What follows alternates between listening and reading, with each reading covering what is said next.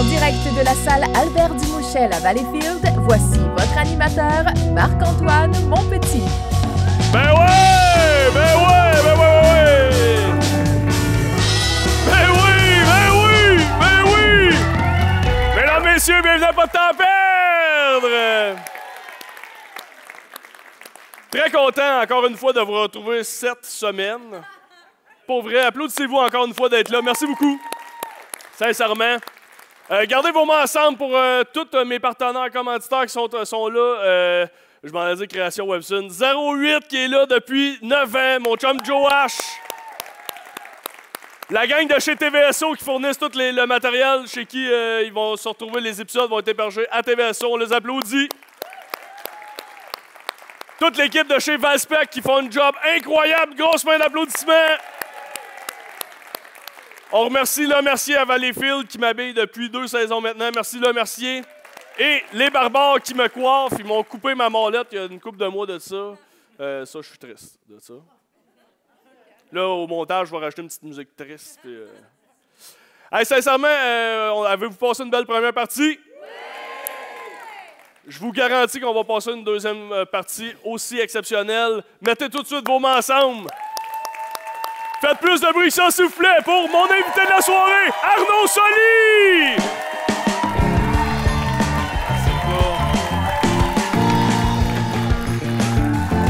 Arnaud!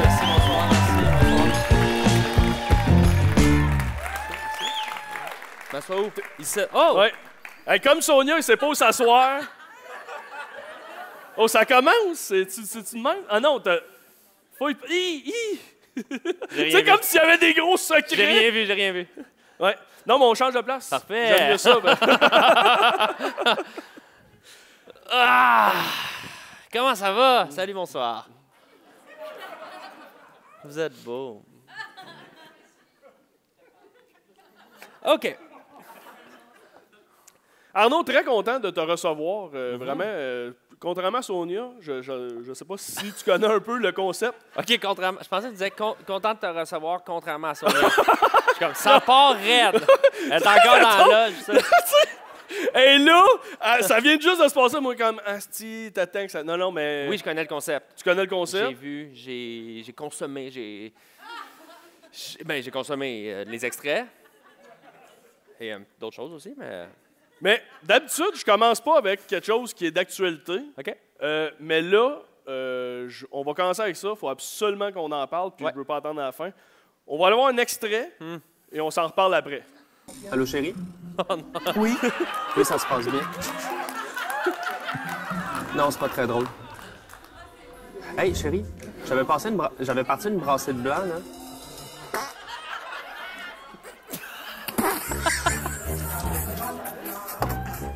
C'était-tu un vrai plat de Christine?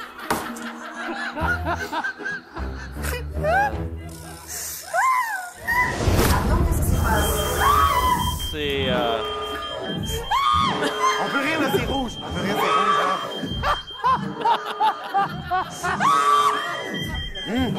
Sonner, on peut rire. Répète, ma tabarnak! Ça m'a pété dans la bouche!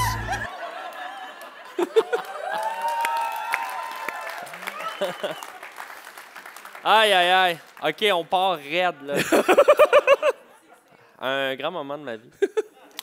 Mais je pouvais pas te recevoir et pas en parler. Mais non, là. mais écoute, ça... Tu sais, c'est... quand j'ai tourné LOL, j'avais écouté un peu les autres versions, puis on se disait... Toute l'équipe, on savait pas à quoi s'attendre.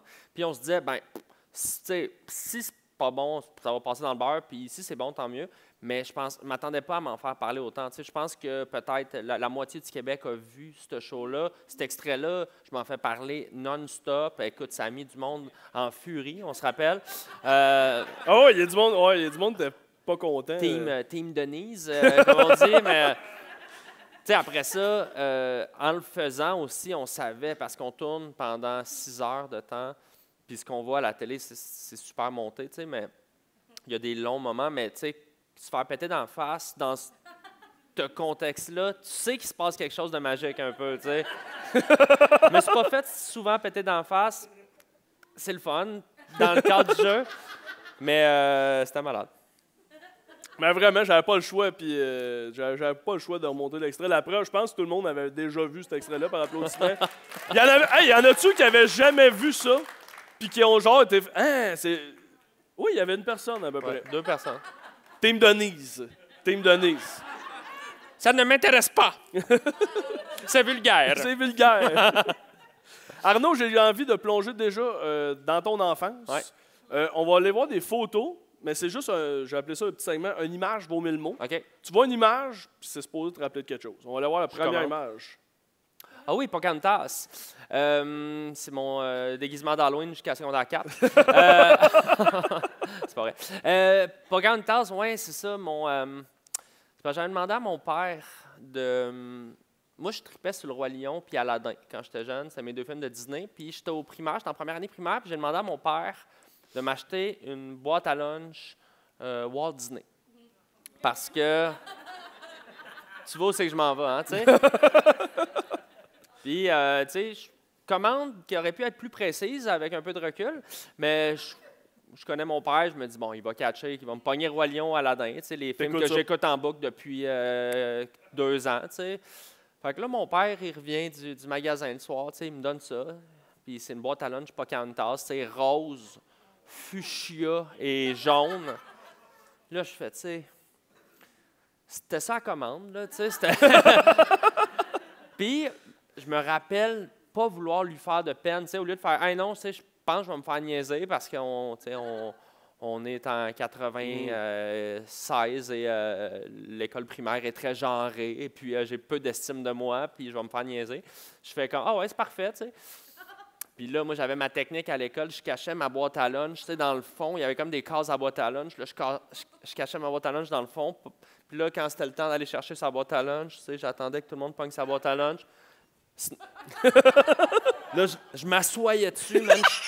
Je sortais mon lunch de même, tu sais, l'enfer, là. Juste parce que je voulais pas que les gens rient de moi avec une boîte à lunch Pocahontas. Si je l'avais aujourd'hui, je la sortirais tout le temps. Ça serait mon objet préféré. Mais je pense que je l'ai brûlée, là. Ouais. Mais il y avait à l'intérieur aussi de ta boîte à lunch. Ouais, il y avait... T'avais honte un peu.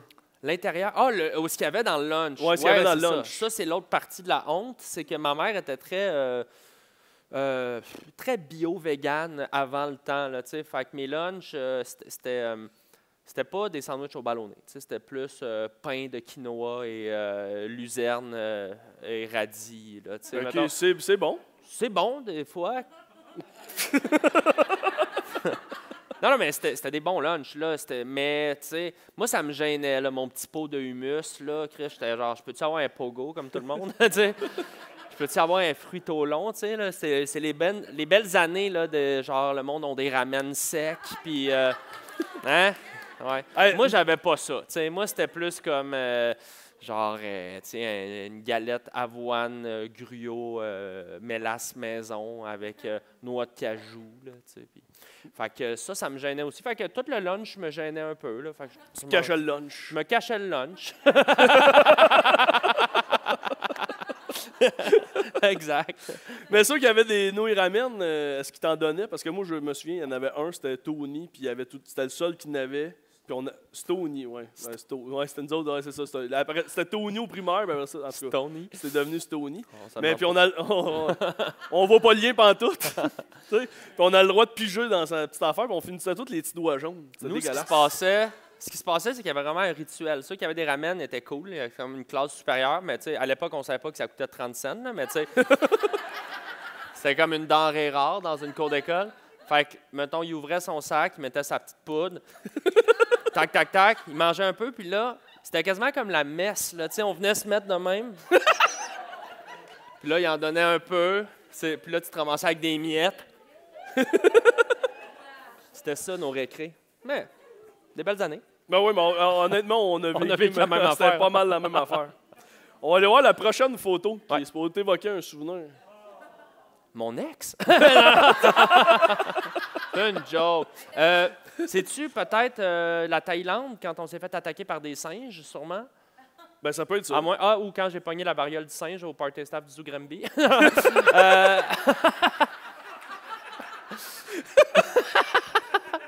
Non, c'est quand je me suis fait... j'étais avec ma blonde sur une île qui s'appelle Koh Lanta, en Thaïlande, une belle île. Puis la moitié de l'île, c'est comme une réserve naturelle, fait que c'est des parcs. Puis on fait de la moto, on loue des scooters, tu sais. C'est super dangereux, by the way, là, les scooters en Thaïlande. Genre, tu sais, tu loues ça, puis c'est comme... Ils s'en crissent, là. C'est comme, tu dis, ça coûte genre $1 par jour, là, tu sais. Puis il y a comme un gros baril plein de casques lousses, là, pas de strap, là. Puis c'est comme, va-t'en, là. Genre, tu sais, ils s'en foutent que tu ne saches pas conduire. Fait que les gens, ils partent, ça brosse, puis c'est vraiment dangereux. Nous, on loue un petit scooter, puis on arrive là sur une route, puis là, les singes, ce qu'ils font, parce qu'ils sont futés, là, les petits singes, ils sont sur la route, mais comme ils chillent sur la route, tu sais, pour te bloquer, là, tu sais, c'est un piège, là. Comme un barrage de castor, mais là, c'est un barrage de Exact, singe. c'est un barrage, tu peux pas, tu sais, ils sont partout, là, ils sont de même, là, tu sais. Fait que là, tu sais, tu ralentis, puis à un moment donné, tu sais, comme, ben, tu t'arrêtes, là, parce que tu veux pas rouler sur un singe, là, idéalement. Puis là, fait que là, on est comme, c'est cute, mais c'est un peu inquiétant, là, parce que clairement, il s'est organisé, là, c'est un peu la mafia, là, tu sais. Fait que là, puis eux sont traînés de voler les sacs, parce que souvent, c'est dans les sacs que tu as des lunchs. Fait que moi, ça donnait que dans mon sac, il y avait mon maillot, tu sais. Fait que ils m'ont pogné mon maillot. Mais c'est vraiment violent, un singe qui a faim, en fait. Fait que moi, on a laissé le sac. Moi, je me suis pas battu. Pogne mon sac. On décalisse. Fait que c'est ça. Ils ont pogné genre 2 bières puis un maillot de bain. Là. Fait que, ça a dû être une belle soirée quand même. Tu t'es fait taxer. Pour eux autres. Là. Tu t'es fait taxer par un singe? Ouais. Je me suis fait taxer et j'ai mis aucune... tu sais, genre, j'ai même pas essayé. Là. J'étais comme, non, t'as gagné. Je vais me venger un jour, mais là, t'as gagné. Tu penses, t'as-tu déjà ton plan en tête à dire? Pour me venger? Oui. Ah ouais, ça va Tu faire le mal. reconnaîtrais-tu? Ça va faire mal. Je vais faire la technique Christine Morancy, m'a pété d'en face. Je le reconnaîtrais-tu? Sûrement que oui. Ça traumatise, hein, les yeux d'un singe. Mais pour moi, ça fait peur, tu sais, parce qu'il arrive, puis là, tu penses qu'il est gentil, puis il te le pogne, genre, snap! Ouais. C'est sûr que tu le reconnaîtras, en plus, il y a ton petit maillot. Deux bières.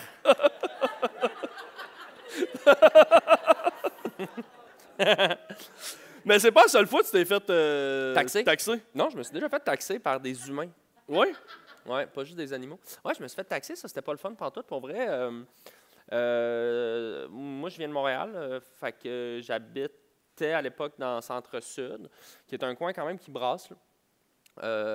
Puis je revenais du bar Saint-Cyboire à l'époque, qui était un peu mon deuxième salon là, dans le temps du cégep. Hein, on était souvent au bar. Tu buvais des fonds de pichet. Oui, j'aimais ça, oui. C'était très documenté. J'avais une technique là, qui s'appelait boire les fonds de pichet. On les mélangeait, puis c'était dégueulasse, mais ça saoulait. Et non, mais je suis rentré une fois tard, puis j'avais mon portfolio, parce que moi, j'étudiais en art visuel, fait que j'avais un genre de grande valise mince avec des dessins dedans. Puis, puis les gars sont arrivés, puis ils ont mis leurs mains dans mon manteau. J'avais mon iPod, là, les premiers iPod, là, gros comme un Game Boy, là, ça d'épais, tu as 8 tonnes dessus. iPod de l'époque, mais qui était quand même un objet précieux. Puis, mis la main dans le manteau, puis le gars, il me dit, il m'a vraiment dit, c'est à qui ça? Tu sais, qui est la phrase la plus condescendante, tu sais. Je dis, ben c'est à moi. Puis là, j'ai comme pogné sa main, comme par réflexe, puis là, tout de suite, l'autre, il m'a poivré. Ouais, fait que vraiment traumatisant quand même. J'aurais aimé mieux la technique du singe, là, de juste comme... Puis finalement, mais ils m'ont couru après pendant comme 5-6 coins de rue sur Sainte-Catherine. Moi, j'avais du poivre dans les yeux. Puis le poivre de Cayenne, ceux qui ont peut-être tenté l'expérience, c'est comme exponentiel. C'est-à-dire que sur le coup, ou je ne sais pas si c'était l'adrénaline, mais sur le coup, ça pique, mais pas tant que ça. Puis là, tu commences à jouer avec. Puis là, je pense après 500 mètres, ils ont arrêté de courir après moi, mais j'ai jamais couru de même. Avec le portfolio dans le vent. Puis à un moment donné, il n'était plus là. Tu n'avais comme pas de vision. Tu savais pas où est-ce que tu t'en allais. Moi, j'étais l'adrénaline. Je voulais juste, parce que je me disais, ils sont fous dans la tête. Les gars, ils me courent après. Ils ont pogné mon iPod. Ils voulaient me faire peur. Là. Clairement, ils riaient là, en courant. Puis moi, à un moment donné, je me suis rendu compte qu'ils n'étaient plus là. J'étais arrivé chez nous. J'habitais chez mes parents à l'époque. Fait que, là, j'ai comme réveillé mes parents un peu en pleurant. Là, comme un petit cul qui vient de se faire. C'était traumatisant. Puis, ouais, c'était pas le fun. Puis, après ça, fait venir la police, mais tu sais, les policiers, 2 heures du mat, ben, mets-toi de l'eau dans les yeux. Fait que là, je suis là dans le bain, esti, comme torse nu, sous, avec des policiers.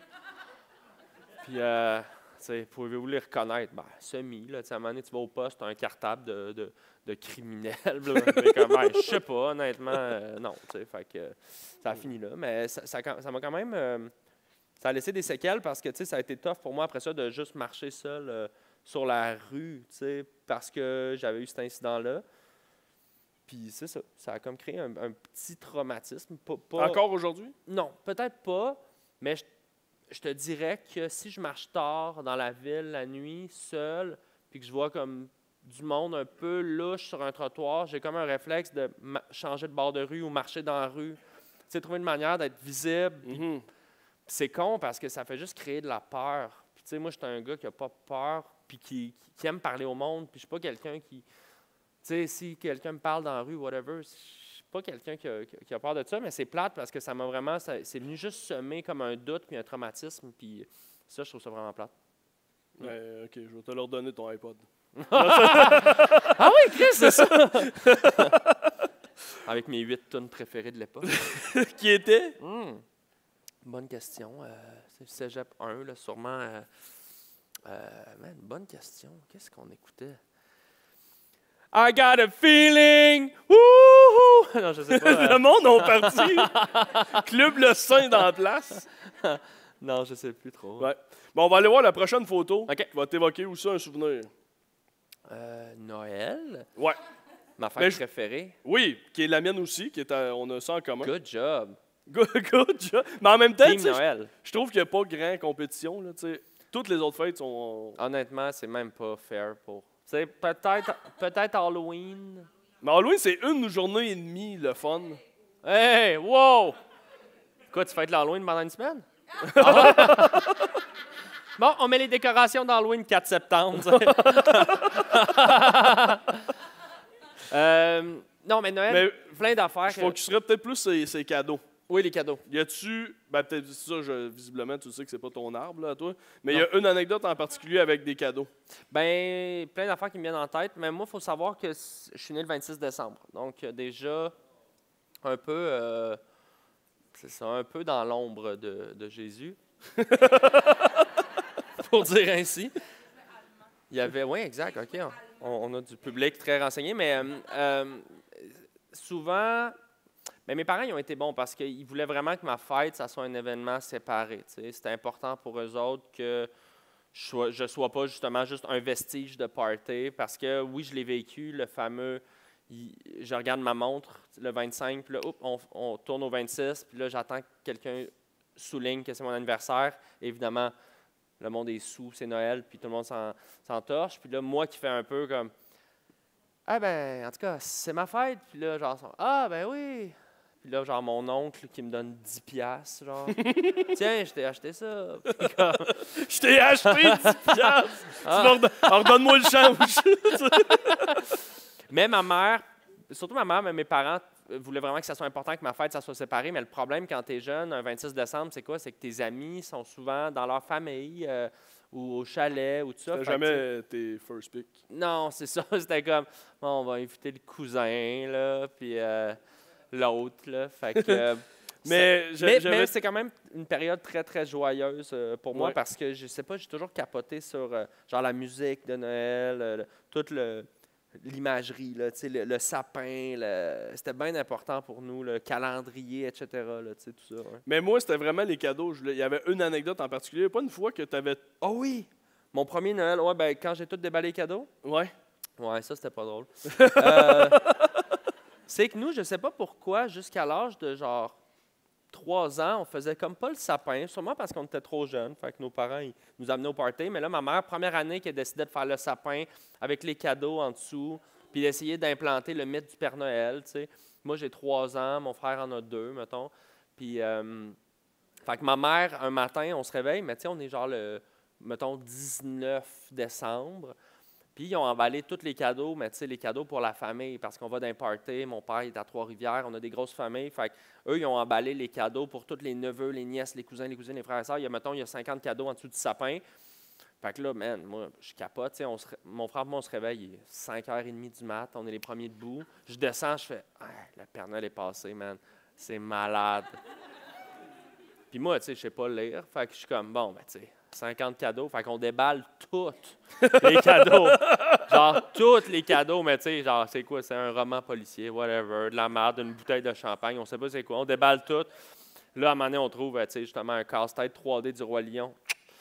Là, il n'avait pas fait l'erreur de m'acheter un casse-tête de Pocahontas, là, tu sais, mais je fais, non seulement je déballe mon cadeau de Noël d'avance, mais je le fais, tu sais. Je fais le casse-tête, là, il est fini, là, tu sais. Fait que là, je suis comme, bon, ben, c'est fait, tu sais. Là, ma mère descend, là, tu sais, puis elle s'est mise à pleurer parce que c'est comme. Aussi, genre, la charge mentale d'une mère. Puis là, je comprends, moi, qu'il y a une fille de 3 ans, justement, tu sais, t'es brûlé. Tu es tout le temps brûlé, pour vrai. Tu essaies de faire quelque chose, tu dors 2 heures. Fait que je comprends l'espèce de elle qui voulait que ça se passe bien. C'est pas la fin du monde, là, tu sais. C'est juste, asti, tu sais, il faut réemballer 50 cadeaux. Puis il vient de se couper son cadeau de Noël. Fait que, tu sais, c'était plus la déception de ça, mais c'était pas non plus catastrophique, là. Il y a une autre fois aussi que tu avais fait de la peine un peu à ta mère en faisant croire que ton frère... Ah oui, oui, ça. Ben, j'ai pas fait de la peine, tu sais, dans le sens que j'ai juste... ça, OK, regarde, on est en secondaire... Moi, je suis en secondaire 3. Mon frère est en secondaire 1. Et mon frère, ça va pas super bien à l'école, c'est difficile. Il commence à fumer du pot beaucoup. Il est tout le temps chez son ami. C'est plus difficile à l'école. Mes parents sont bien inquiets. On est au souper. Puis d'habitude, c'est genre, mettons, exemple, à 6 heures, on soupe et il faut être là. Puis mon frère, il n'est pas là. Puis c'est une époque où on n'a pas les cellulaires, etc. Donc, il est comme pas rejoignable. Puis moi, je sais qu'il est chez son ami Étienne. Il est tout le temps avec son ami Étienne à fumer du pot. C'est ça qui fait mon frère à ce moment-là dans sa vie. Fait que là, ma mère est comme, ben là, Matt, il est où? On l'attend-tu? Puis là, je dis, ben, tu sais, il est chez Étienne. Ben, tu sais, ils ont besoin de temps ensemble, ça. Puis là, elle est comme, tu sais, qu'est-ce que tu veux dire? Je dis, ben, tu dois savoir, là, tu sais, Matt et Étienne, c'est. Je dis, tu sais, c'est plus que des amis, là, tu sais. Puis elle est comme, non, je savais pas, tu sais. C'est comme, je dis, OK, mais puis là, tu sais, je vois que ça l'affecte. Tu sais, c'est comme elle pense qu'elle découvre que son fils il est gay, qui est gros, puis tu sais, qui est comme quelque chose que tu veux pas apprendre du frère aîné, là, généralement. Mais là, puis là, je vois que ça l'affecte. Puis moi, le côté comme qui aime pousser la joke loin, je fais, OK, c'est comme, t'as pas l'air de bien le prendre. Genre, t'es-tu comme homophobe? Non! Là, comme, mais non, c'est pas ça, mais tu sais, je savais pas, mais non, là, tu sais. Puis là, genre, mon frère, puis ce qui est malade, là, tu sais, ça a l'air d'un sketch, là. Mon frère, il arrive, genre, à ce moment-là, mais tu sais, gelé, mais tu sais, il est tout blanc, là, tu sais. Il arrive à table, tu sais. Il commence à manger, tu sais, puis là, ma mère est comme... Mathias! Mais tu sais, mon frère, il comprend rien, là, tu sais. Finalement, ben, on a désamorcé ça. Puis, j'aurais dû comme garder le gag 1 an. T'imagines? Tu dis rien?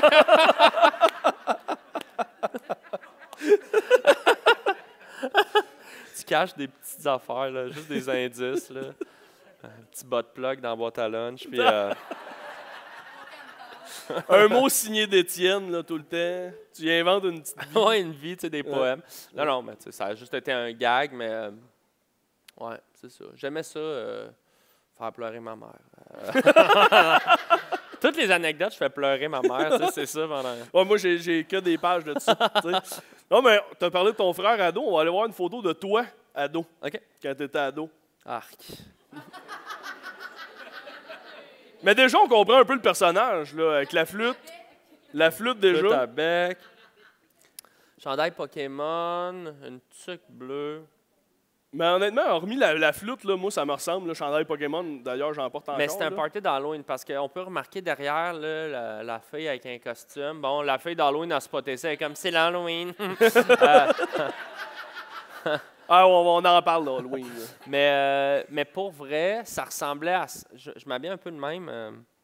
J'avais vraiment un style comme excentrique, là, je sais pas comment le dire, marginal. On appelait ça les marginaux au secondaire. Parce qu'il y avait les fresh, il y avait les skates, les yo, Les gothiques, c'est vrai, le gros Christ de Ouais. toupette de même. Les emo. Les, Mais je moi, pensais que j'étais c'était la un même gang, marginal, les tu sais. emo puis... Ah, emo, gothique. Ouais. Non. Mais ouais, c'est ça. Moi, j'ai comme... longtemps, mes parents m'ont habillé jusqu'à comme tout mon primaire, tu sais, puis genre, je posais pas de questions, moi, tu sais. Le matin, ils me mettaient sur le lit, là, tu sais, mon petit polo. Puis, tu sais, peu importe, j'avais comme pas vraiment d'avis sur avoir un style ou comme une personnalité. Puis, tu sais, quand t'es venu la puberté, tu sais, début secondaire, puis là, tu veux comme te trouver une identité. Mais moi, c'est passé beaucoup par genre m'habiller d'un friperie, puis tu sais, j'avais genre un chapeau hélice que je portais à l'école, tu sais, avec un peu de recul qui est dégueulasse, là. Mais tout le temps? En tout temps? Non. Mais souvent. Souvent, ah ouais. Puis ça, c'est-tu la fois où... ben là, moi, je pointe là, mais tu l'as là. Mais c'est-tu la fois où t'as fait du moche? Je sais pas. Ah, peut-être. Je À sais l'Halloween? Moi, J'ai j'avais fait- Halloween moche secondaire 2. pas. Ouais, j'ai un trip de moche à l'Halloween en secondaire 2. C'est précis. Il y a du moche. Oui, j'avais c'est ça. Faire du moche à l'Halloween en secondaire 2. On aimait beaucoup le moche parce que tu sais, il n'y avait pas de réseaux sociaux. Hein. Dans le temps, il n'y avait pas de TikTok. Hein. Fait que nous, le samedi, ben, on mangeait un petit peu de moche. Puis on tripait.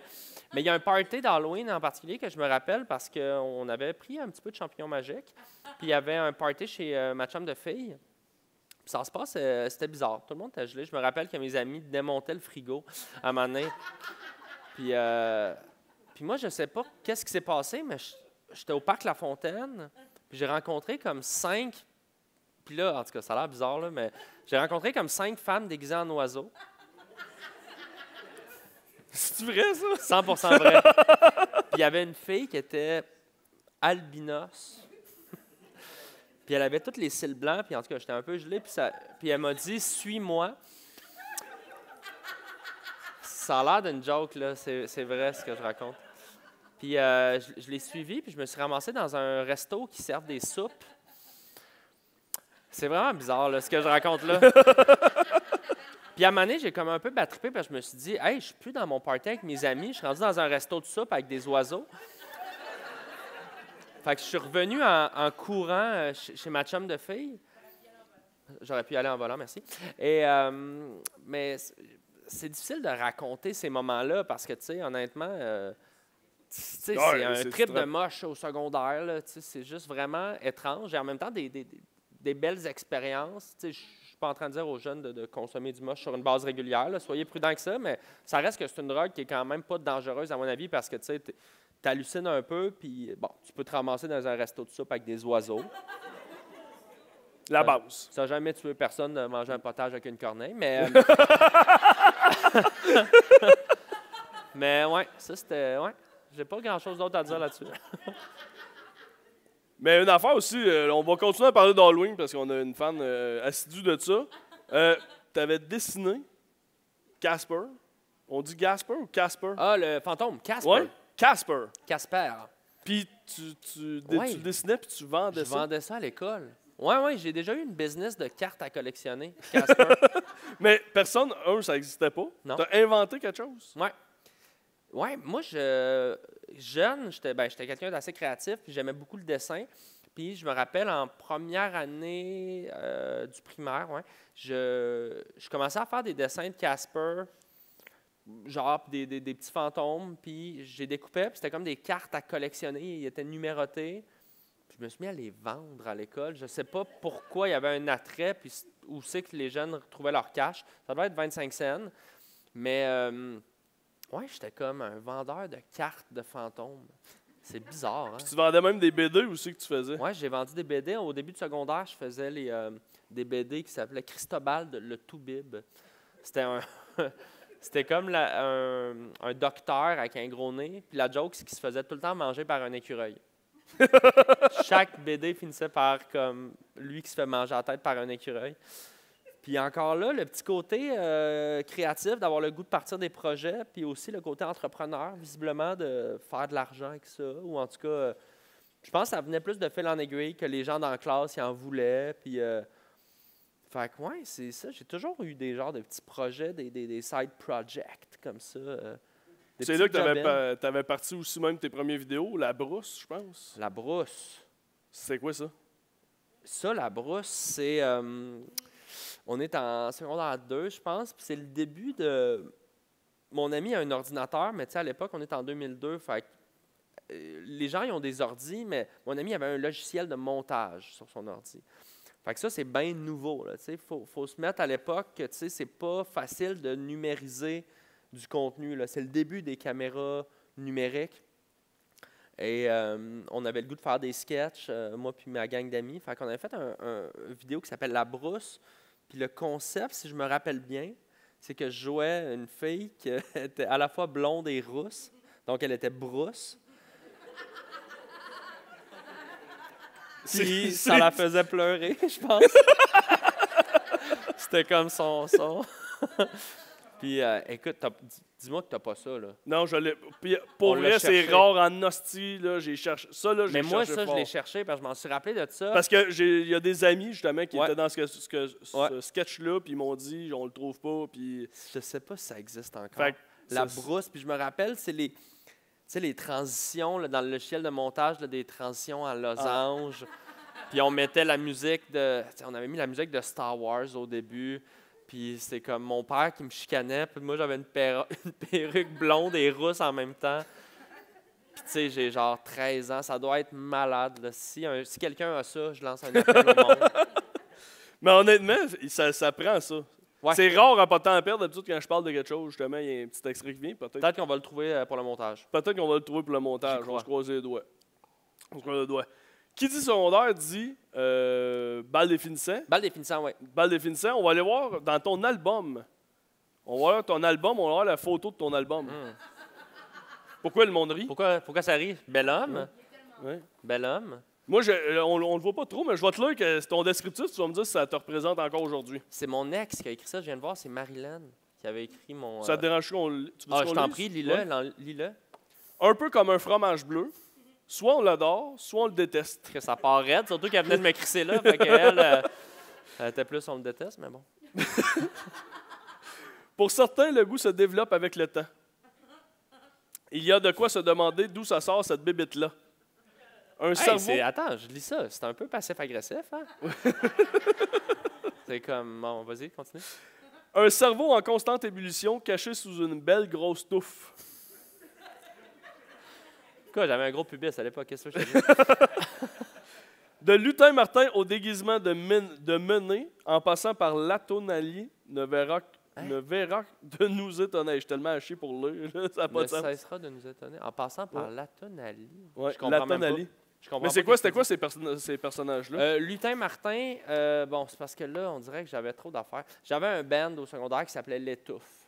Oui, c'est ça. Ouais, c'est un groupe de musique humoristique. Puis. On peut avoir une photo d'un band que tu as eu. C'est-tu eux autres? Arc. Non. Ça, c'est juste moi. Attends, reviens à la photo. Ça, c'est juste moi qui chill chez mon ami. Puis j'ai des baguettes de drum, mais je drumme pas. C'est juste, je suis comme. Je veux me donner une personnalité, là, parce que c'est les années qu'on écoute du Green Day puis du Blink. Mais, wow, c'est donc bien bon, cette photo-là. Je suis en avant, ceux qui m'ont pas spoté. Je suis le gars assis de même. Non, j'avais un band qui s'appelait L'Étouffe, puis on a fait un show de Noël, puis c'est à peu près la seule affaire qu'on a faite. Puis on avait fait une tune qui s'appelait Lutin Martin, un genre de rap de Noël. C'est tellement bizarre, tout ce que je dis depuis tantôt.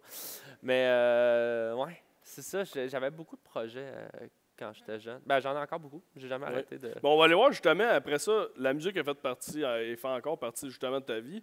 Ouais. On a vu la photo que t'étais pas de vraiment mon un faux band. band. Mais tu as eu un faux band, c'était Jaune Orage. Ouais, Jaune Orage. On va aller voir un extrait, on s'en reparle après. OK. Légaliser le Québec, ou au moins décriminaliser-le. J'ai pas voté pour ce pays. Ah ouais, c'est bon. Divorcez-moi du Canada. Tu veux faire la révolution tranquille. La langue française ne tient qu'à un fil. La feuille de liste nous glisse entre les mains. Le Québec sera-t-il un jour souverain? OK, si tu le laisses au complet? Je pense qu'on a compris!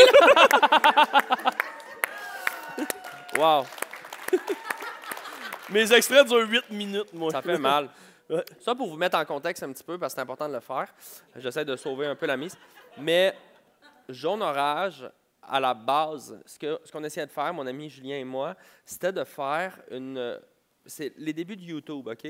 Et on a fait une vidéo qu'on faisait croire qu'on était un duo de musique engagée qui s'était fait refuser à Cégep en spectacle.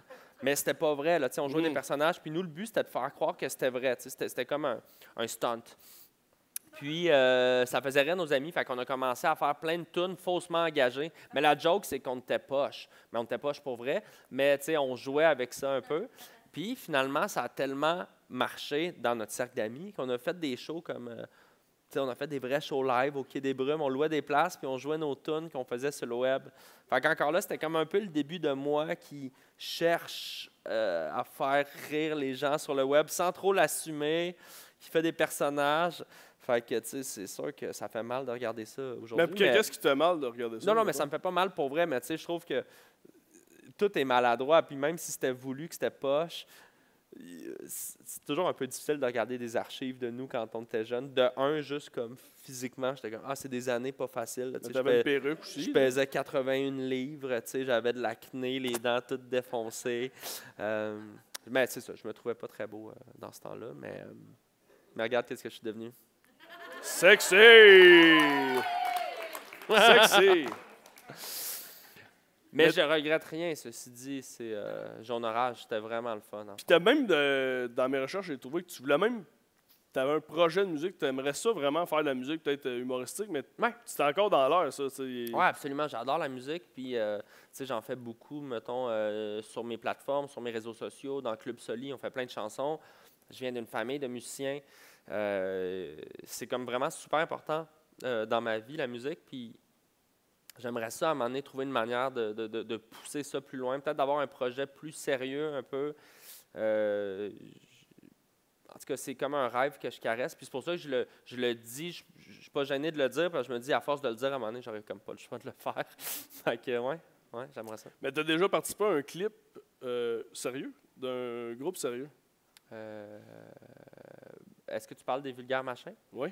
Ouais, c'était pas un clip sérieux. Mais je veux dire, c'est un groupe sérieux. C'est un groupe sérieux, oui. C'est un super bon groupe, les Vulgaires Machins. Un groupe de punk assez culte au Québec. Puis j'étais quand même ami avec un peu cette gang-là. Moi, je travaillais dans les bars. Puis on m'appelle à un moment donné, c'était mon gérant de l'époque, qui me dit « Hey, on tourne un clip. Le concept, ça se passe sur... Attends une minute. Ça te dérange on va le regarder avant? Oui, okay, on va-tu voir? Ouais, on le regarde avant. L'extrait. C'est moi!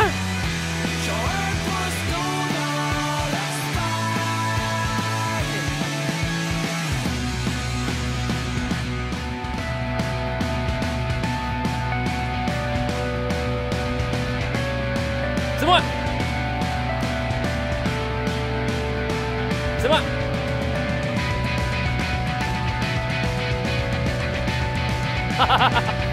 Wow! Hey, man! Applaudis! Hey, flambette! 10 heures de temps tout nu, on t'était payé en bière. Puis ça j'ai su, c'est surtout, tu sais, là, t'es zéro pudique, mais c'est avant d'aller tourner le clip qui s'est passé de quoi? Ouais, en fait, ce qui est drôle de cette histoire-là, fait que, tu sais, en gros, le concept du clip, tu l'as compris, c'est 8 gars tout nus qui dansent. Puis à la fin, on se fait nourrir des hamburgers dans une ferme comme si on était du bétail. Puis moi, j'ai dit oui à ça. Évidemment, c'était pas payé. Pour vrai, c'était payé en bière. Mais tu sais, à 19 ans, hein, tu t'embarques dans n'importe quoi.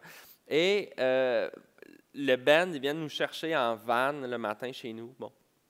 Puis là, ils disent « Hey Arnaud, ils me craignent. » Ils disent « On va chercher un des gars qui habite sur la Rive-Sud. » Puis ils disent « Ça serait drôle que, tu sais, pour se mettre dans l'ambiance du clip, tu ailles le surprendre tout nu, tu sais, chez eux, tu sais, pour le faire rire. »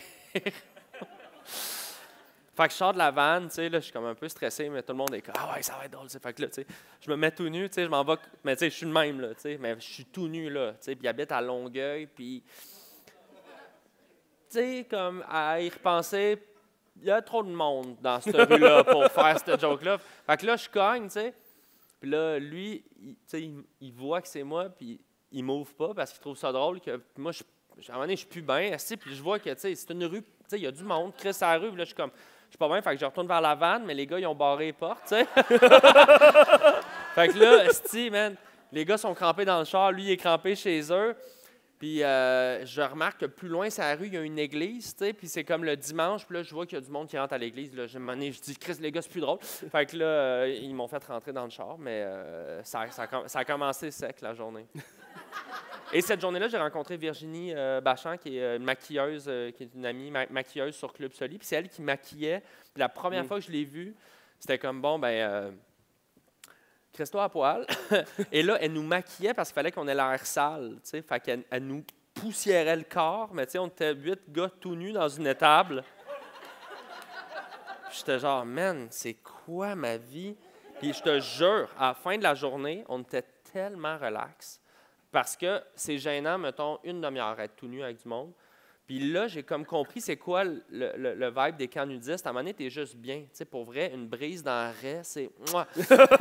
Non, mais c'est le fun. Je te jure, il y en a qui le savent. C'est vraiment le fun. Puis à un moment donné, on est tout nu, puis on s'en rend pas compte. Il n'y a rien de sexuel, il n'y a rien de... C'est juste, t'es tout nu, puis tu parles, puis tu remarques pas. Puis à un moment donné, on était tellement à l'aise, on parlait en rond dans le champ, puis on a bu comme 12 bières aussi. Mais j'ai mon ami qui nous parle, puis à un moment donné, je réalise qu'il est en train de pisser, tu sais, mais... Là, tu sais, on est dans un champ, tu sais, en rond, puis là, man, il pissait, là. Tu sais, sans les mains. Là, man, tu sais, mais tu sais, tu te remontes pas les culottes, tu sais, tu pisses dans un champ. C'était malade. C'était une journée vraiment, vraiment, vraiment super drôle. Mais t'avais vraiment un vrai feeling comme, à la fin, justement, ils vous nourrissent avec des burgers. C'était un vrai feeling comme d'être un animal. Un animal, oui, c'est ça. J'ai dit un animal. T'as dit un animal. J'ai dit un animal. C'est pas grave. Ça se dit pas un animal? Un animal, des ça se dit animaux. pas. Je suis bien mauvais. Des chevals, un animal. Ben ouais, une très belle journée. Ouais. Une très belle journée. Mais je le referai pas. On va aller voir des fois où tu étais plus habillé. Parce que je ne sais pas s'il y en a qui suivent Arnaud sur les réseaux sociaux. J'imagine beaucoup de monde ici, par applaudissement. Absolument pas! Comme... Mais on va aller voir quelques personnages, puis tu me dis l'inspiration vient d'où. OK, parfait. Fait qu'on va aller voir le premier personnage. C'est le premier, je pense, que tu as fait, Mon qui est père. à brûler. C'est mon père, clairement, parce que c'est sa robe de chambre, puis ses lunettes. Puis ça, c'était... Ouais, puis une petite moustache. Fait ça, c'est comme... Une vidéo que j'ai faite, écoute, ça doit être en 2011. Oui, c'est à tes débuts. Ça, c'est comme la première vidéo, je pense, que tu as faite sur Internet. Internet. Au cégep. J'avais aucune idée de ce que je voulais faire, mais encore là, j'essayais des bonhommes. Puis là, c'est une vidéo tutoriel d'un gars qui montre comment faire un coin-coin. Puis si je me souviens bien, il n'y a pas de joke. C'est vraiment juste comme... Un vrai tutoriel. Un bonhomme qui parle comme ça, il faut faire un coin-coin. Ouais. Serais-tu encore capable d'en faire un ou non? Un coin-coin? Oui, serais-tu capable? Ouais, facile. Mettons... Fais-nous ton Gaétan, là, qui est à boucher. Alors, quand on fait un coin-coin, l'important, c'est d'avoir un papier de format carré pour commencer. Donc, on va aller se débarrasser du superflu ici. C'est sûr, c'est pas bon. C'est sûr que tu finiras pas avec un coin-coin. Oui. Oui? Oui, Tout le monde me dit oui. Ouais. Tout le monde a écouté le tutoriel avant. On plie le carré 2 fois sur lui-même afin d'obtenir un triangle et une troisième fois pour obtenir nos arêtes. On déplie. On va plier vers l'intérieur. Oui, merci qu'il y a du monde qui savent faire ça. Voyons. Mais tu sais, je suis pas capable d'accorder chevaux puis c'est sûr que les coins-coins, c'est pas ma force, là. Écoute, on replie en dedans.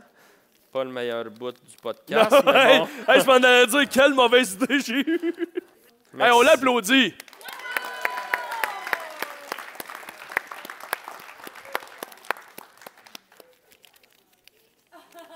Hey, ma blonde rêverait que je me mette un genou au sol, que je la demande en mariage. Arnaud Soli le fait avant toi. Là, je dirais, je faisais un chiffre. Un. 1. Je faisais une couleur. Bleu. 1 B L E U. Là. Tu ne sais pas accorder tes animaux.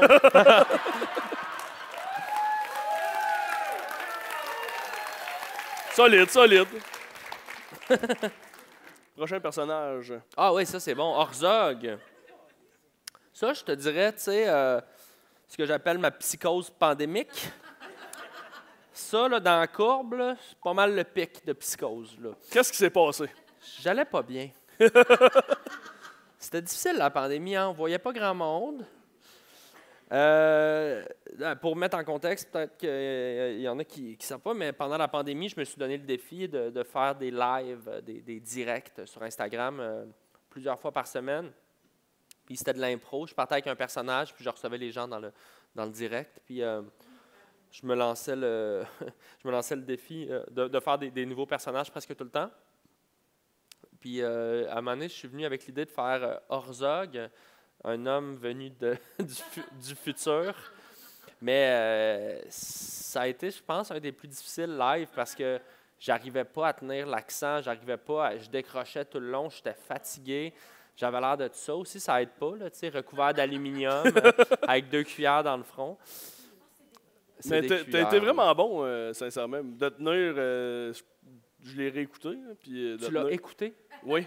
Ouch. Non, mais on va aller voir un moment plus glorieux avec Alex Champagne. Ouais. On s'en reparle après. Okay. Un moment dans des lives. Ah, c'est-tu la fée? Je suis un peu en train de réaliser ce qui se passe.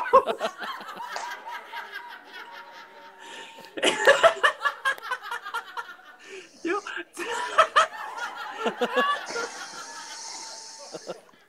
Est-ce que tu respires juste par ta bouche? Ouais! Puis ça fait genre à peu près 9 condoms que je me pète dans la face. J'ai des cicatrices. Wow! Ouais. La fée des dents avec la fée des glands. Alex, il me textait le lendemain, j'ai encore du loop dans les yeux. Hey, pour vrai, ça, c'était vraiment drôle. Alex, c'est un gars que je connaissais un petit peu, Alex Champagne. J'aimais beaucoup ses projets, puis je l'avais rencontré quelques fois, mais ça a comme été une bromance de pandémie. Il venait quasiment simultanément, systématiquement, pardon, à toutes mes lives. Puis, je pense que lui aussi, ça lui a fait du bien parce que ça lui créait des défis, puis il essayait d'embarquer puis de me faire décrocher. Puis ça devenait vraiment comme un jeu d'essayer de se faire rire. Puis, on s'est mis dans des bonnes situations. Là. Je te dirais, la fée des dents puis la fée des glands, c'est un moment que je vais me rappeler longtemps. Ben vraiment, c'est ça qui est le fun aussi de la pandémie. Toi, t'en es ressorti vraiment, on va dire, c'est plate à dire, mais gagnant, avec ces lives-là. Je sais pas s'il y en a qui écoutaient ça, mais moi, j'étais comme, crime, ça me sauvait un peu de dire, hey, pendant 1 heure de temps, ça nous sortait de notre quotidien, puis ça faisait du bien. Fait que moi, pour vrai, honnêtement, juste chapeau pour ça. Merci. Vraiment, sincèrement. Ben, tu sais, ça revient un petit peu à ce qu'on disait tantôt du petit gars qui fait des BD, puis des cartes de Casper, puis qui part des bennes tout croche, puis qui a tout le temps besoin de faire des projets. Puis, tu sais, ça, je l'ai en moi, ce côté-là créatif, de toujours vouloir essayer de faire des affaires. Puis, la pandémie, ça a vraiment été comme un mécanisme de survie. Tu sais, moi, je m'en allais lancer mon one-man show. C'est comme si ma vie était toute enlignée pour la première fois. Là, ça allait bien, je venais d'avoir mon bébé, là, mon mariage, tout ça. Là, j'étais comme cordé, là, je m'en vais, je fais mon one-man show. Puis là, ça pète, puis là, on n'a plus du tout de repères. On ne sait pas combien de temps ça va être fermé. On ne peut plus voir le monde tant que ça. On n'a aucune idée de c'est quoi. On n'est plus capable de se projeter dans le futur et de faire des plans. Puis moi, ma réponse à ça, ça a été, fais n'importe quoi chez vous.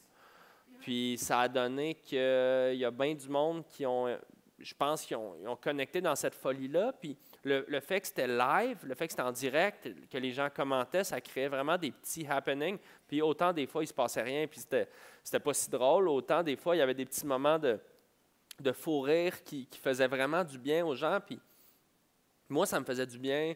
Les gens qui participaient, mes amis humoristes, ça leur donnait aussi une espèce de boost créatif de faire de quoi. Puis les gens, le public aussi. Fait que c'était vraiment comme... Le temps que ça a duré, je pense que c'était vraiment quelque chose de sain. En tout cas, moi, ça m'a sauvé. Ça m'a vraiment sauvé, ouais. Vraiment, encore une fois, Merci, bravo pour ça. Stéphane. Merci. Un personnage, moi, qui m'a beaucoup plu, puis qu'à la fin, tu as fini avec lui, Jean-Daniel. On peut voir la photo de Jean-Daniel. JD. Pour ceux qui ne le connaissent pas, c'est quelqu'un qui fait des tapis rouges. Et je me reconnaissais en lui parce que j'ai déjà couvert des tapis rouges. J'étais comme, oh mon Dieu, on dirait qu'il me. C'est comme ma caricature un peu. Non, c'était pas visé sur. Non, mais en fait, l'idée m'est venue sur le fait que j'étais comme, ben, tu sais, il y a plein de vedettes qui viennent naturellement dans mes lives. Je vais jouer avec le côté patineur. Tu sais, il y en existe plein, des pages à potins, tout ça. Je trouvais ça drôle de partir des fausses rumeurs. Puis que les gens puissent commenter en direct puis se défendre, de dire non, c'est pas vrai que si ça. Puis j'ai créé un monstre avec Jean-Daniel parce que, tu sais, il y a vraiment eu tellement de monde. Je me rappelle, tu sais, déjà en termes de chiffres, moi, dans mes lives, c'est les premières fois que j'atteignais des 10, 15 000 personnes live sur Instagram qui écoutaient ça, tu sais. Ça paraît peut-être pas tant, ces chiffres-là, mais c'était comme un peu du jamais vu en termes de public en direct là, sur Instagram. Puis c'est un personnage qui a tellement été un coup de cœur pour moi puis bien du monde que je l'ai même transporté dans mon show télé. C'est drôle d'inventer quelque chose sur le coin d'une table, puis finalement, ben, tu sais jamais en création qu'est-ce qui va marcher, qu'est-ce qui va pas marcher. Puis il y a des affaires que... La première fois que j'ai fait Jean-Daniel, j'ai comme senti qu'il se passait de quoi, tu sais, puis je le fais encore aujourd'hui. Puis même, ça t'a permis d'amasser 35 000 pour le camp. Je pense qu'on peut applaudir merci, vraiment. Ouais. Pour mettre en contexte le dernier live que tu as fait, après une longue run de live, tu as décidé de... Jean-Daniel, se raser la tête, puis tu as amassé des dons, puis toute la veillée pendant le live, tu as amassé des dons, puis tu as amassé 35 000 $. C'est fou, justement, à quel point, tu réalisais-tu à ce moment-là, tu es comme, j'ai vraiment créé de quoi, puis ça a vraiment comme marqué ce que tu es devenu aujourd'hui. Ben, tu sais, ce qui s'est passé plein d'affaires en même temps. Pendant ces 3 mois-là, bien intenses, 3-4 mois que je faisais des lives quasiment tous les jours, à un moment donné, ça a redescendu, mon plaisir redescendait, puis ma blonde, elle m'accompagnait là-dedans, puis elle disait, tu sais, je devenais de plus en plus stressé, puis je sentais que j'avais une pression de le faire. Puis là, à un moment donné, j'ai dit, hey, je vais arrêter avant de me rendre au bout de plus le fun. Puis j'étais comme, je cherchais une manière de tuer le projet. Puis là, m'est venue l'idée de trouver une manière de faire un impact positif. Sans tuer un personnage en live. Oui, c'est ça. Non, mais je me suis dit, comment tuer un personnage qui se coiffe tout le temps, mais en le rasant, tu sais. Métaphoriquement, on le rase. Puis là, le défi d'être rasé, le camp, trouver une manière de faire un impact positif auprès de tous ces gens-là. Fait qu'on dirait que tout s'est comme imbriqué dans ma tête en même temps. Je dis, hey, parfait. J'ai communiqué avec le camp. Ils ont dit, hey, go, on embarque, ramasser les dons live. Puis tu sais, ce qui était cool, c'est que de le faire live, c'est que je mettais les gens sur le gun, j'ouvrais à une vedette, puis « Hey, combien tu donnes, toi? » Ben, tu sais, 1000 $, je pense que c'était Louis Pivero, là, 1000 $, tu sais, genre. Fait qu'à un moment donné, il le donne, puis tu voyais le montant en direct, tu sais, qui montait. C'était vraiment trippant, puis ça m'a fait du bien aussi de le finir, parce que je suis quelqu'un qui me met beaucoup de pression de performance, tu sais, je veux plaire aux gens, je veux que tout le monde soit content, puis à un moment donné, tout le monde me dit « Ah, c'est donc bien le fun, tes lives, j'espère que tu ne vas jamais arrêter. » Fait que moi, je m'étais mis dans la tête, tu fais ça tout le temps. C'est juste que, tu sais, faire 1 heure d'impro tous les jours, pas payé, bénévole, de un, mais aussi, ça faisait que moi, le jour, tu sais, ma blonde, elle le voyait à la maison, là, je commençais à stresser avec mon live, tout ça, puis là, ça m'angoissait plus que ça me faisait plaisir à la fin. Fait que j'ai arrêté au bon moment, je pense, mais... c'est quelque chose que j'apprends tranquillement, à m'écouter un peu plus quand c'est le temps d'arrêter. Il faut arrêter. Mais tu sais, ça a tellement créé un paquet d'affaires. Tu sais, j'aurais sûrement pas le Club Soli aujourd'hui si c'était pas à cause de ces lives-là. J'aurais pas la carrière que j'ai rempli mes salles. Fait que je suis comme très reconnaissant de ce moment-là dans ma vie. Mais en même temps, ça a été quand même... ça a été toute une aventure. Je sais que tu es une machine d'impro, justement, puis on a parlé un peu de moi qui fait des tapis rouges. Ouais. Je sais pas, tu as un premier live que tu avais fait, tu doublais les personnages de Ramdan. Oui, c'est vrai. Je sais pas si on the spot, tu serais capable, moi j'avais un petit fantasme, que tu me doubles moi sur un tapis rouge, tu as le droit de prendre ta voix de Jean-Daniel. Est-ce que ça vous tente d'entendre ça, Arnaud, celui qui me fait un doublage? La vidéo dure 4 minutes, mais après 30, on n'est pas obligé de la faire au complet. Allô, c'est moi avec mes 2 chenilles de compagnie que je porte dans mon visage présentement, en direct de la Place des Arts. Et bon, Alors, je suis avec Roxane Bruno. Non, c'est pas moi, Roxane Bruno. Hey, c'est moi qui anime Survivor Québec, mais pas dans 3 ans. Hein? Est-ce que tu as des animaux? Des animaux, mon tabarnak. On dit des animaux. Bon. Tu me reconnais-tu? Ah, c'est moi le gars de Valleyfield! Good job, good job. Good job. Hey, man, j'avais oublié la moustache. Je me rappelle, tu avais une moustache. Man, Elle était dégueulasse. ben, elle était assumée. Ouais, mais ça, j'avais fait ça, c'est parce Ouais, que j'avais c'était fait pas un spécial malaise, Ouais, puis c'est je crée des malaises sur le tapis rouge, fait que là, je m'étais dit, je te mets La moustache. un peu, tu sais, quand tu vas avec une perruque, Ouais. ben moi, je m'étais dit, j'ai pas de Non, perruque. non, mais ça marche. Fait que je vais y aller avec, J'adore. je vais aller avec une moustache. Un petit segment, ça ou ça. Ouais. Je te donne 2 options, c'est souvent 2 anecdotes qui se sont passées dans ta vie. Parfait. Puis tu y vas avec ta préférée. Le spécialiste le plus bizarre que tu as côtoyé. L'orthodontiste qui te disait de pousser sur ta dent pour la replacer. Ou le docteur qui t'a fait ta vasectomie qui t'a ajouté sur Instagram après. Ah, man. Ben, écoute. Tu sais, je peux pas croire que le conseil de pousser sur ma dent croche, c'était pas un vrai conseil, là. Tu sais, il a dû se faire dire ça à l'école de dentisterie, là. Je peux pas croire que c'était juste comme... Il me niaisait, là. C'est vrai? Ben, tu peux faire ça, mais je pense qu'à la base, il me disait, pogne des broches. Moi, je voulais pas. Fait qu'il était comme, ben, pousse sur ta dent, mais tu sais, je me rappelle des heures de même, là. Tu sais, tu as la marque de dent dans le pouce. Mais bon, mais c'est sûr que le gars qui est en train de me jouer dans la poche, puis 2 secondes après, il enlève ses gants puis il me rajoute sur Instagram, j'étais comme, hé, t'aurais pu entendre un peu. Mais ça, c'est vrai. Ça, Vraiment... c'est 100% vrai, mais c'est parce qu'on parlait de mon métier, tu sais, puis il est en train de me snap-snap. Puis il savait pas t'étais qui? Non, OK. non. Là, je dis, ah ouais, je fais des trucs sur les réseaux. Ah ouais, OK, non, OK, ouais, c'est quoi ton nom? Non, je vais aller voir ça. Mais tu sais, quasiment, genre, il y avait encore, là, comme... Ben, anyway, mais fait que ça m'a fait rire, mais... Le plus malaisant des Fait deux. qu'il faut choisir lequel? Ben, Le plus la bizarre, poche, j'avais là. écrit. La poche. La poche. La poche l'emporte. La poche l'emporte. Écouter du Jean Leloup pendant une peine d'amour ou croiser Jean Leloup avec toujours une fille de 21 ans différente. Non, mais Jean Leloup. Ben, moi, Jean Leloup, je l'ai quand même croisé souvent parce que j'habite Montréal puis je travaillais dans un bar sur le plateau. Fait que Jean Leloup, c'est comme un personnage de la ville, tu sais. Puis il est aussi bizarre que vous pensez qu'il est, là, tu sais. Il est vraiment... mais on l'adore. Je me rappelle une fois que je travaillais au bar, puis je fumais sur le trottoir en avant, puis là, Jean Leloup, il arrive, puis tu sais, il est comme « Hey! » Il y a un CD gravé, puis il dit « Hey! On peut-tu écouter mon album? On vient de sortir du mix. » Puis là, genre, il veut rentrer dans le bar pour qu'on écoute l'album qui n'est pas sorti. Puis on est comme « Ouais, mais... » On n'a pas de machine à CD, puis tu sais, on a une playlist, fait que... Mais je regrette d'avoir dit non à Ouais, l'époque, parce tu que, as dit non, hein? ben, ouais. on n'avait pas la machine à CD, là, tu sais, c'était comme, ben, je sais pas quoi dire. Mais lui, à quel point, mettons, il a croisé un bar, il a fait « Ouais, j'ai le goût d'écouter ma musique ici. » Non, mais ça, c'est Jean Leloup, puis sûrement que 2 secondes après, ben, tu sais, il mangeait de la soupe avec des oiseaux, là, tu sais, puis... c'est un... Justement, parlant de tes années de bar, le meilleur drink entre un Mario Jean ou une Claudine Mercier? Ah, bonne question. Moi, ceux qui ne savent pas, j'inventais des drinks quand j'étais barman. Mario Jean, je me souviens plus c'était quoi. Je pense que c'était Baileys Ananas.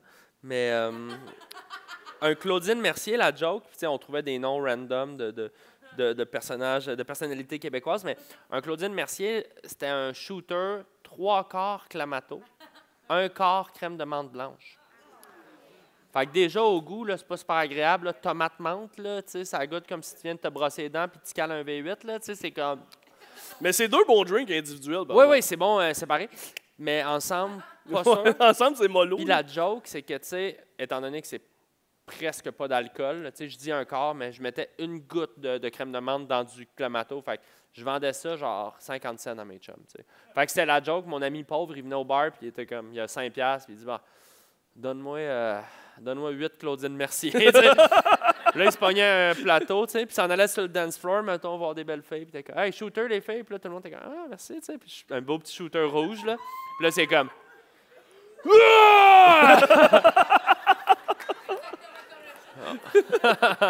Fait que là, moi, j'étais genre, yeah!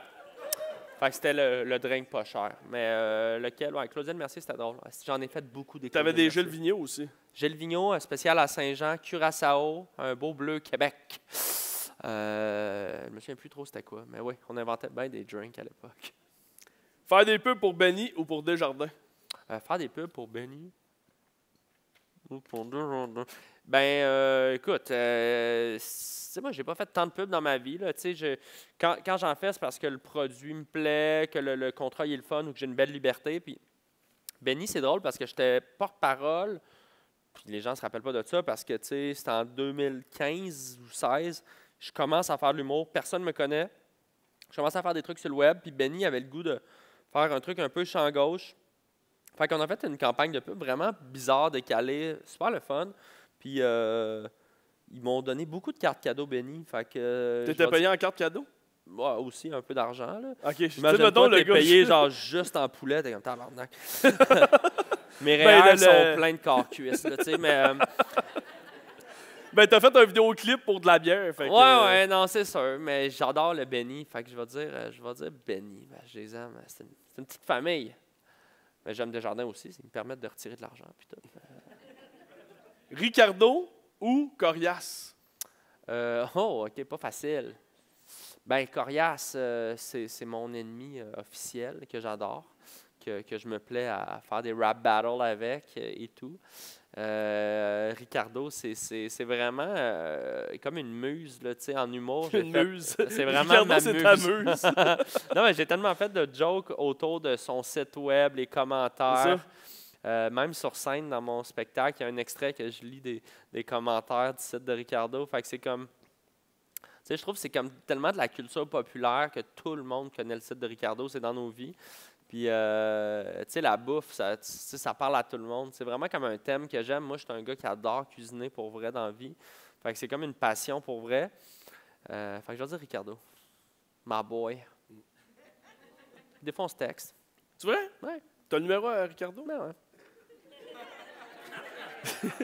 À un moment donné, j'avais fait une vidéo parce que Ricardo, sur son site web, il avait sorti pour la semaine de relâche des recettes pour enfants. Puis c'était resté sur son site web, puis il s'était fait un peu niaiser avec ça parce que c'était la recette, c'était un kiwi à la coque.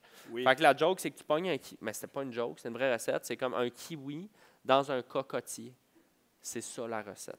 Pas couper rien. Ah oui, ça dit Ok. genre, étape 1, couper le haut du kiwi. 2, le déposer dans un cocotier. 3, manger. Je suis comme, Merci, Ricardo. Peut-on remplacer le kiwi par de la truite? Fait que j'avais fait une vidéo comme tutoriel que je faisais la recette, puis là, ça avait bien marché sur Internet. Puis Ricardo, il est en vacances à ce moment-là, je pense que c'est l'été passé. Puis là, il me texte, il dit « Je suis en Gaspésie, au resto avec ma famille. » Puis là, le serveur vient de m'apporter un kiwi à la coque. Il était super gêné. J'étais comme « Ah, tente-toi de pas laisser ça sur ton site web, Richard. » Ta première rencontre la plus gênante, quand t'as rencontré Martin Matt, puis que t'étais figurant sur une de ses pubs, Wow. ou la fois où t'as pété ton casque de vélo pour faire rire Guillaume Pinot. Oh mon Dieu. Martin, c'était pas gênant. C'est juste que c'est toujours un peu intimidant, surtout quand tu commences dans le métier. Tu sais, les premières fois que tu rencontres un peu des idoles, autant mes premières fois au bordel que tu joues avant Louis-José Hood. Puis là, c'est comme, hey, moi, j'ai grandi en checkant ses stand-up. Puis là, tu es dans la loge à côté, puis tu es comme, Monsieur Hood. Fait que, puis Martin, il est quand même intimidant, mais pas dans sa personne, juste parce que c'est Martin Matt. Fait que, mais il avait été super cool, c'était le fun. Puis à l'époque, encore aujourd'hui, ma gérante, c'est aussi la gérante du réalisateur des pubs de Maxi. Fait que, on connaissait un peu la gang, tout ça. Ça avait bien été, mais je jouais comme un figurant à la caisse. Là, ça faisait 1 an que je faisais de l'humour. Et Guillaume Pinot, ça, de ce que je me rappelle, c'était une soirée d'humour au Saint-Cyboire. Puis c'est le moment où je commence à penser que je veux faire de l'humour, mais je ne l'assume pas encore dans ma vie. Puis Puis j'étais un peu jaloux parce que mes amis, moi je faisais de l'impro, mes amis d'impro commencent à faire de l'humour, mettons Phil Roy, Virginie Fortin, Richardson Zephyr, tout du monde avec qui je fais de l'impro qui commence à avoir des succès en humour. Puis il y a une partie de moi qui est content pour eux, il y a une partie de moi qui est comme un peu jaloux de ne pas être sur scène dans ces soirées-là. Mais t'essayais même pas à ce moment-là. Comment? T'essayais même pas encore à ce moment-là? Non, mais en dedans de moi, ça bouillait, mais j'avais pas le courage de me commettre sur scène, ça. Puis je me rappelle une soirée, je pense que j'essayais de faire rire Guillaume Pinault, je sais pas trop. Il y avait du monde d'humour, puis je voulais comme les impressionner, puis montrer que j'étais drôle. Puis j'avais comme fait une scène où je faisais semblant d'être fâché, puis je cassais mon casque de vélo à terre. Puis ça a juste fait comme un fret. C'est qui lui? Puis je me rappelle être parti chez nous avec avec mon casque brisé en me disant ouais, peut-être que tu devrais faire de l'humour au lieu de. Ça a commencé vraiment à mijoter dans ma tête. Ça a été ça qui a été le déclencheur, le casque brisé? Peut-être pas exactement ça, mais c'est vraiment. Je me rappelle, c'est vraiment le moment que j'ai dit là, il faut que je fasse le move. Là. Je vais être malheureux si je ne l'essaye pas. Tu sais, ne serait-ce que juste. Parce que c'est facile d'être dans son coin et de dire ça a l'air facile ou moi je pourrais le faire, mais de jamais le faire. Donc à un moment donné, ben, je l'ai fait. Ben, il y a des moments d'impro qui réussissent bien. On a parlé d'impro de la veillée. On va aller voir un extrait où ça avait été vraiment bon avec Pierre-Luc Funk. On va aller voir l'extrait. Ouais. Les gars, ça dure 1 minute, il n'y a pas de caucus, ça s'appelle les mangeurs de jambon. M'a pogné! M'a pogné! Hey, où ma grosse truie? Hey, où ma grosse truie? Wouh! M'a pogné! Oh! Oh, que ça sent le bacon! Oh, que ça sent le bacon! Alain! Oh, Alain! Oui, quoi? On arrête! Qu'est-ce qu'il y a? J'ai fait un pet de sauce. Oh non! Je suis plein de boîtes! Je suis plein de boîtes! Alain, arrête, ça m'écoeure la marde! Ouais, je suis plein de boîtes! Ça m'écoeure la marde! Oh, Roule-toi non. pas là-dedans! Alain, Ah, ça c'est m'écoeure! dégueulasse. Ah. Alain, il y a des clients là! Il y a des clients dans le Subway! Oui. Bon.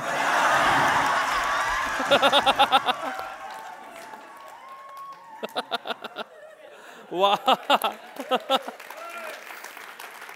Toutes les impros peuvent finir par Alain, il y a des clients dans le Subway, ça marche. Ouais, c'est ça le punch. Là. Ouais. Mais honnêtement, ça, tu sais, l'impro, c'est pour ça que je voulais faire avec ça, Ouais. c'est ce qui t'a un peu mis, qui t'a forgé, qui t'a mis sur la map, t'as parti avec ça, puis j'ai C'est ma écouté, plus grande ça dure une histoire d'amour. demi-heure, puis Ouais, le Punch Club. c'est juste wow. Moi, qui n'étais pas tant un consommateur d'impro, quand j'ai vu ça, je l'ai dit à tout le monde que j'écoutais ça, puis j'ai dit, il faut que j'aille voir en live, c'est épique. fin. Là. Tu sais. Ouais, l'impro, moi, ça a été vraiment comme ma première histoire d'amour avec la scène parce que j'étais au secondaire, j'ai comme cette personnalité-là créative, faire rire mes amis par plein de projets, tout ça. Mais bon, tu sais, c'est ça. Tu es un ado, tu sais pas. Puis la ligue d'impro qui commence à mon école, je fais le camp, ça marche. Puis là, c'est comme si tu comprends un petit peu l'infinité des possibles que l'impro peut t'amener en termes de création de personnages, de jeux, de jokes, d'humour. Puis ça fait aussi des amitiés très fortes. Là. Tu sais, moi, j'ai plein d'amis encore aujourd'hui qui c'est ma gang d'impro du secondaire, du cégep. Puis c'est à la base même de comment je travaille encore aujourd'hui sur scène, dans mon stand-up. Je fais plein d'impro. Dans le Club Soli, il y a plein de moments improvisés. Ce qu'on fait là aussi, les podcasts, tu sais, tout ça. Tu sais, fait que c'est vraiment comme si ça a été mon école. Tu sais, moi, j'ai pas fait de l'école de l'humour. Mon école, ça a été l'impro. Ça a été me faire confiance dans le laisser-aller, de me pitcher dans le vide, puis d'écrire des jokes, puis de faire confiance à mon instinct puis à ma folie. Puis j'encourage tous les jeunes à faire de l'impro, que peu importe que ça vous tente de faire une carrière là-dedans ou non, c'est tellement bon pour le cerveau, pour la confiance, pour la création, la spontanéité, le travail d'équipe, l'écoute. L'impro, ça a plein de vertus, puis moi, ça m'a vraiment sauvé parce que le secondaire, c'était pas facile. Tu le sais, je faisais du moche beaucoup. Et non, mais pour vrai, j'étais pas motivé à l'école. J'étais un peu... je trouvais ça super dur d'un point de vue académique. Puis si c'était pas de l'impro, puis de la musique, je faisais de la musique à l'école, puis de cette gang-là, puis de cette création-là, je sais pas, je serais où aujourd'hui, mais... Penses-tu que tu aurais pris un autre chemin complètement différent, puis que ça n'aurait pas été le bon? Ben, il n'y a peut-être pas nécessairement de bon chemin ou de mauvais. Non, mais en tout cas, là, je suis à ma place, puis c'est beaucoup grâce à l'impro. Fait que, ouais. Belle histoire d'amour. Oui, mais c'est vraiment hot. Moi, merci. Mais honnêtement, moi, je trouve ça inspirant, puis c'est ça aussi que j'aime de recevoir des personnes comme toi, tu sais, c'est d'avoir des moments inspirants. Puis j'aime ça recevoir des personnes inspirantes Merci. comme toi en ce moment. Puis C'est quand tu as une passion, mais tu y vas à fond, puis tu sais, ça te mène à des endroits peut-être inespérés quand tu faisais tes personnages au début. Tu sais. Absolument. Puis tu sais, il y a des bouts tough, là, c'est ça, en création, c'est parce que tu peux pas attendre le résultat tout de suite. Tu sais, il y a des bouts tough où est-ce que tu es tout seul dans ton sous-sol, puis tu as 2 cuillères de TP ici, puis tu te demandes si tu n'aurais peut-être pas dû faire tes 4,36. Mais il faut truster ses passions, en effet, puis à la fin de la journée, tu sais, moi, ma job, ce que je fais, c'est, j'aime tellement ça, rire, puis créer, puis improviser, puis tu sais, je me couche le soir, puis j'ai encore le sourire là. Tu sais, là, je tourne Club Soli en ce moment, puis tu sais, je fais des sketchs avec mes meilleurs amis, là, tu sais, je veux dire, je me pince tellement ça se peut pas que j'ai comme une job de rêve comme ça, fait que, ouais, je suis content. Good job, tu le mérites totalement. Merci, t'es fin. Merci. Ça, je sais que c'est dans un numéro d'un de tes shows. Ouais. Mais ce serait le fun peut-être d'en parler. Il y a quelqu'un qui m'a envoyé une photo. J'ai caché une partie de la photo, puis tu nous expliqueras pourquoi. On va aller voir la dite photo. Oh! Ouais, le photomaton. Ouais. Est-ce que tu peux en parler de ça? Ben oui, j'en parle dans mon spectacle. Je suis avec 3 de mes bons amis à Burlington. Il y a un photomaton. Et on rentre dans le photomaton, on fait nos photos, puis sur la 4e photo, puis c'est un gros photomaton, il faut comprendre, là, c'est comme impressionnant, c'est un photomaton, il y a des écrans à l'extérieur, il y a des lumières qui flashent, on rentre là-dedans. Puis la dernière photo, on est comme en mode un peu freestyle. Moi, je veux faire rire mes chums, et là, tu commences à me connaître, là, tu vois un petit peu où est-ce que je m'en vais, là.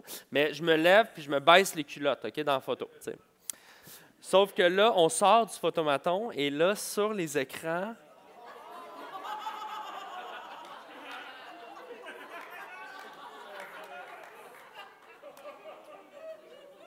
tout ce qu'on a vécu à l'intérieur est projeté à l'extérieur. Donc là, on a fini par comme cacher les écrans avec nos corps pour camoufler le...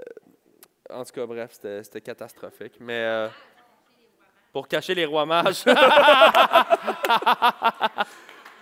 Honnêtement, je trouve ça chiant que quelqu'un de la foule aille le punch-out. Arnaud Soli, mesdames, messieurs! Merci. Arnaud Soli! Merci. Arnaud, honnêtement, pour vrai, merci d'une générosité sans nom. Puis, pour vrai, tu as donné un mot du bon show, touchant, drôle. T'es fin, man. T'es un super être humain. Continue ton Bravo. bon travail. Bravo pour ta préparation de feu, puis ton setup et ton public en or. Une bonne main pour toi, mon ami! Merci beaucoup. Arnaud Soli, tout le monde! Arnaud Soli! Merci. Merci, Marc-Antoine. Arnaud Soli, garde plus fort que ça! Bon, hey!